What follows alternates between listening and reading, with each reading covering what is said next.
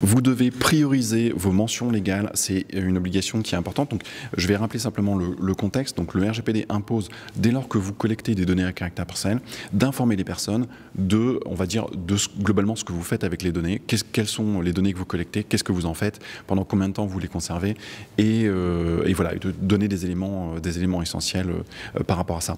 Donc, ça fait vraiment partie d'une obligation principale qui est l'obligation de transparence, qui est à l'article 5 et qui est à l'article 12. Donc, c'est répété à 2 fois, donc c'est vraiment un point important.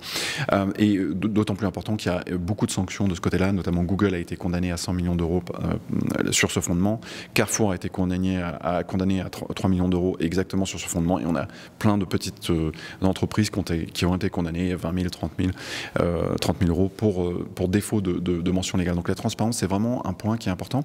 Et donc, dès lors que l'on collecte des données personnelles, dès lors que vous faites par exemple une vente en ligne, dès lors que vous allez collecter des données prospects, des données clients, eh bien, vous allez devoir informer, c'est décrit en détail dans l'article 13, vous allez devoir informer voilà, qui est le responsable du traitement, quelles sont les finalités du traitement, c'est-à-dire pourquoi vous collectez les données, quels sont les droits des personnes par rapport à leurs données, quels sont les délais de conservation, etc., etc. En fait, si vous allez lire l'article 13, vous allez voir qu'il y a un pavé énorme de mentions légales à ajouter. Et donc, il y a une contradiction qui existe dans le RGPD, qui est que, d'un côté, on vous dit dans l'article 13, voilà toutes les informations à ajouter, et donc vous avez une page, 2 pages d'informations qui sont assez déjà lourdes à rédiger, mais en plus d'autant plus lourdes à lire.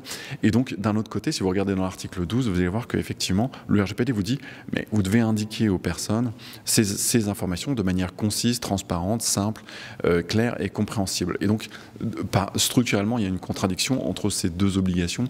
D'un côté, le fait d'afficher plein de mentions légales, et de l'autre, le fait de nous dire, ben voilà, on doit le faire de manière simple et concise et transparente. Donc, comment est-ce qu'on doit résoudre cette contradiction? Eh bien, en priorisant. C'est-à-dire qu'en fait, ce que le RGPD nous indique, et les autorités nationales de contrôle, la CNIL, etc., nous indiquent, c'est qu'en fait, on doit indiquer les choses les plus importantes d'abord.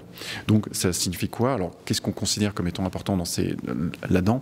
On considère que l'identité du responsable de traitement est importante, les finalités du traitement sont essentielles, les droits des personnes sont importantes, et puis après, on va dire tout élément qui peut être important par rapport à ça. Par exemple, s'il y a un transfert de données hors de l'Union européenne, eh bien, c'est bien de l'indiquer à la personne concernée parce que ça lui permet de l'informer en toute transparence. Voilà. Donc ça c'est un point qui est essentiel. Alors quand on regardait au début 2018-2019, on voyait les mentions légales, c'était pas du tout bien fait. Et aujourd'hui c'est assez intéressant parce qu'on voit de plus en plus d'entreprises qui mettent ça en place de manière vraiment opérationnelle et vraiment effective. Et donc récemment je voyais plusieurs entreprises qui utilisaient vraiment cette idée de priorisation vraiment bien. Donc il y a vraiment un travail d'exécution qui doit être fait, dans lequel voilà, on collecte les données à caractère personnel, par exemple un formulaire de collecte de lead. On a un petit paragraphe qui explique simplement voilà, ce qu'il faut faire, comment c'est mis en place, quels sont les éléments essentiels. On dit voilà, on va collecter vos données pour pouvoir répondre à votre demande de prix ou de prestation de service. Ensuite, ça renvoie vers une page avec des mentions légales qui sont plus détaillées, en expliquant voilà, qu'est-ce qu'on fait avec vos données personnelles, comment c'est traité, etc.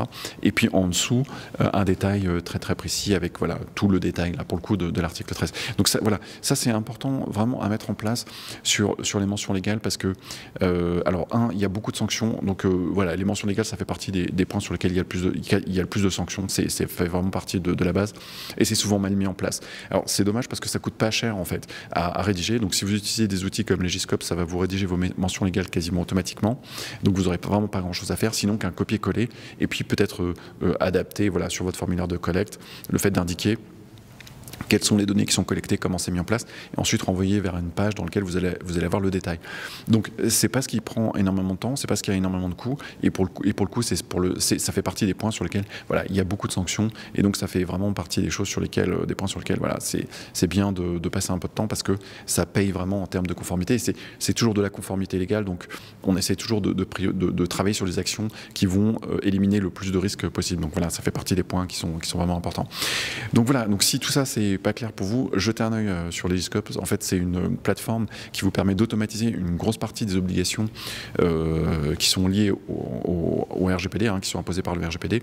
Alors que ce soit en termes de gestion du registre, que ce soit en termes de formation, on a intégré beaucoup de formations sur la plateforme. Donc, vous pouvez suivre des formations très détaillées sur ces aspects.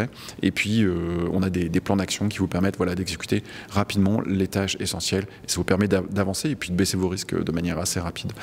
Donc voilà, donc jetez un petit œil sur la plateforme. Et si vous n'êtes pas déjà abonné, pensez à vous abonner à la chaîne. Et j'espère vous retrouver à bientôt. Ciao, ciao.